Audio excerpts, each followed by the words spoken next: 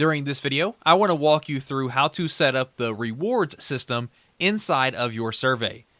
So here I am inside of my sample survey, and on the right hand side, we can see that I have 4 questions with a $1 max value. This allows my respondents to select the ability to earn Bitcoin and then start the survey. So let's go ahead and jump in to how exactly I set this up. Along the top here, you'll see that we have the rewards tab. I'm going to go ahead and click on that, and that's going to take us to the rewards screen.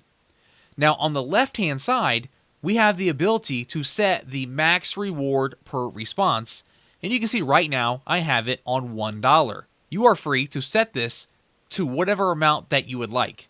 Now the respondents are only paid for the questions that they answer. Now the way that the reward is split among the questions is that 30% is reserved as a completion bonus, meaning that they receive it as a bonus for completing the survey. The other 70% of the max reward is divided in between the questions. Now we do have the ability to tweak that a little bit, and I'm going to cover that in just a moment. Before I do, I also want to mention that you do have to click on the Add Funds button to add funds to fund this survey. Now moving over to the right hand side, we have our reward management. So we can reward with Bitcoin. As you can see, it is currently active. Or you can choose to plant a tree instead, where respondents can actually plant real trees, and that is coming soon. Now just below that, you will see a list of the questions that you have inside of your survey, and we can see the 4 different questions that I have. Now next to each question, we can actually customize how much of a reward we would like to give them for that specific question. You'll see that we have no reward, 1x, 2x, or 3x.